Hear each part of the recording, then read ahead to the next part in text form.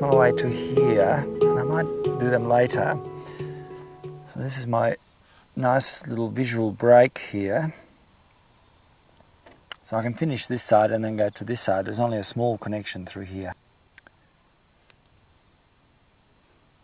And nothing I can do about it.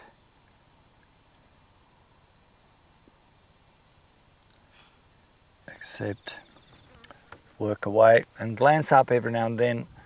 I made a decision in my mind a little while ago not to put the roses in. Even though they look lovely, I think they're going to detract from the people and the vines. I think the thing to do is just pretend they're not there. That's just my opinion. They're very pretty, and that's their problem in a way as well. It's too pretty, too nice. And there's a few that are growing up high and cutting into the sky, which is rather lovely, and they give these vines a bit of structure. So I've got to do all this work before I start the actual figures, and yet it's the figures that will make this painting work. Very confusing, all this. I'm going to match the green to this side.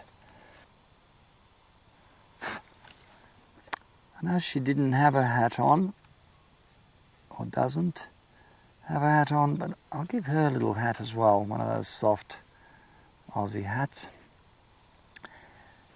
I told you it was boring. Oh, you'd think with age I would have become more patient, but it's become actually worse. I'm a terribly impatient person. Now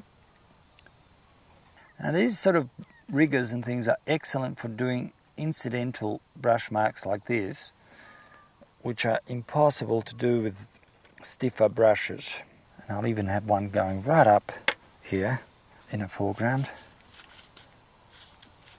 And I'll come down with this a bit. The only thing about this soft brush is it's very hard to pick up any pigment with them because they're so soft.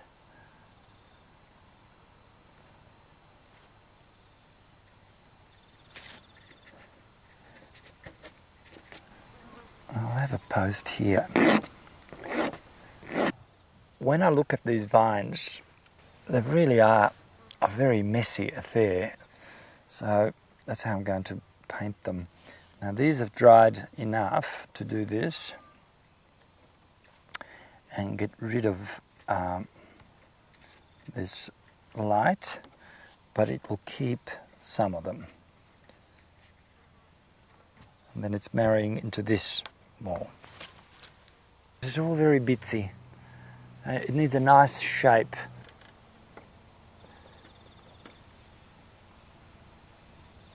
Like that.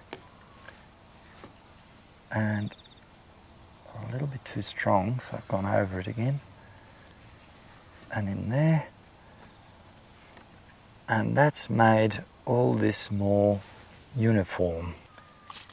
I'd like to just get in some lighter leaves that are on top, and there is no way out of it except to use gouache. That's it. Finally, we can go on to the figures now. I'm quite, well, relatively happy with this. Let's do the main figure first. I'd like to get him out of the way. The hat was brown, he's brown. I like to keep a highlight there.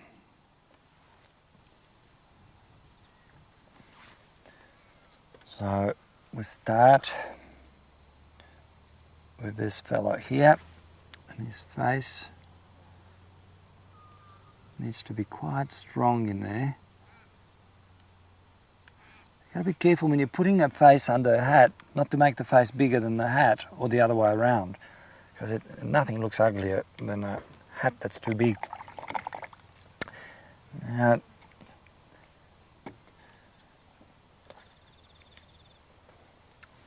and I'd like to keep this lovely light on him, like that. It's a bit too red, his face, to be under that shade. That's it. And we'll give him some nice dark trousers. Keep these earth colours. Nice old shorts on.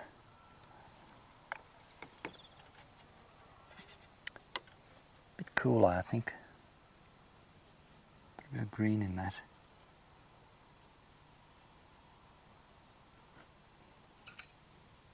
There.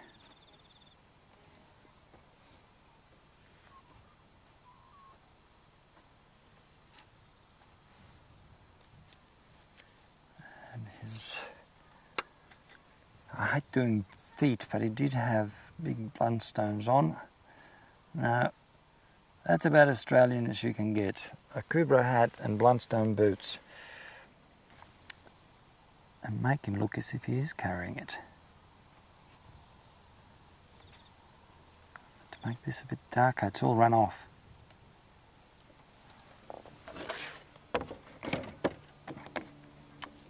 Put a bit of shade on that bucket. And sort of a handle there. Some grapes in there, hopefully. Whatever. Bit of strength. Strengthen that.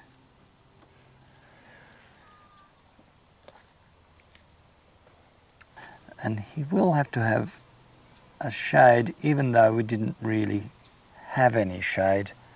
I'm forced to put that in.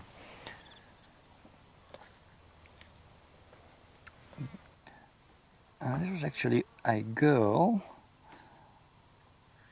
but I'm just putting some stripes on this top, and if it comes out looking like a girl, fine. If not, not. You know, I'm not going to stress over it.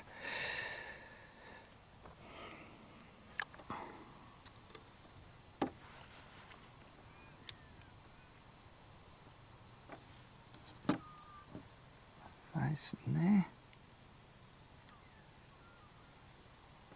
I will be forced to use a bit of this throughout this, and so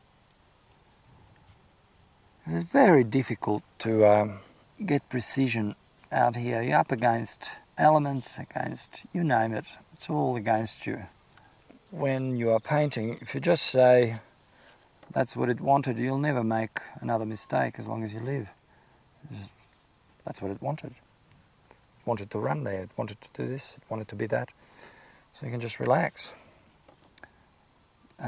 It's ended up a bloke in shorts, I'm afraid, again. He's in there somewhere, disappearing into the grass.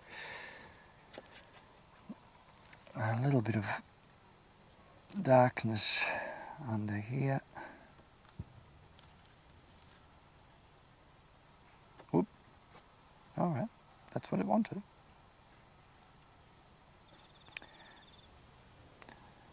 We'll just put a bit of shade on him and push him back a bit.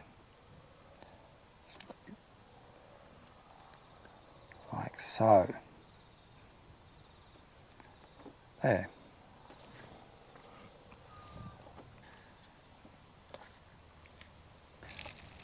Not enjoying this one as much as the others. Struggle town. There's so many little bits.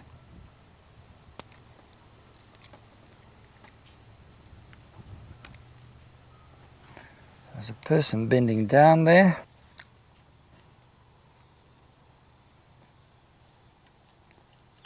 Bit more strength there. And whatever.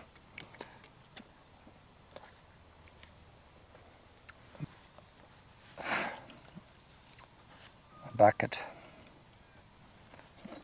Nice space for another bucket here.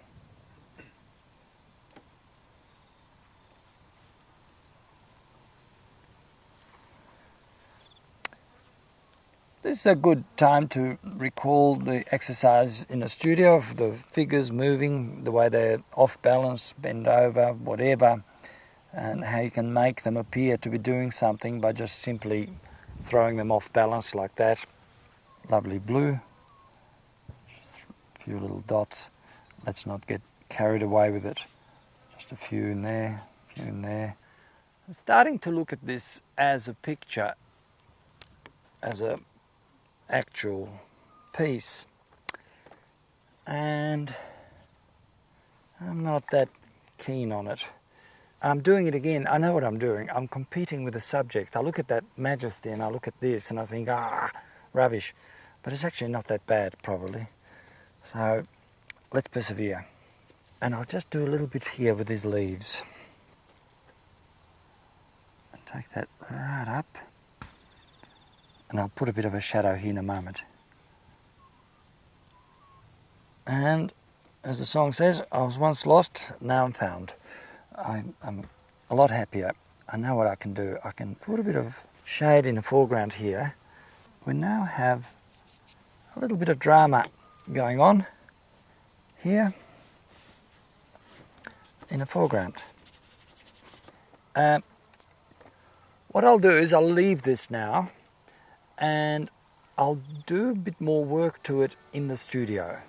And it reminds me of the American advertising man who said, don't sell the steak, sell the sizzle. And it's like you sell the smell of the coffee, not the coffee. So this is the same when you go out and paint. Capture the essence of it and take that home, and then you can refine it a little bit. But to try and finish it here to the nth degree is not a good move. Sometimes it works, you're lucky, and it just all gels, and then you can leave it alone. But this one definitely needs just that little push up. So we'll see you at the studio when we finish this lunchtime.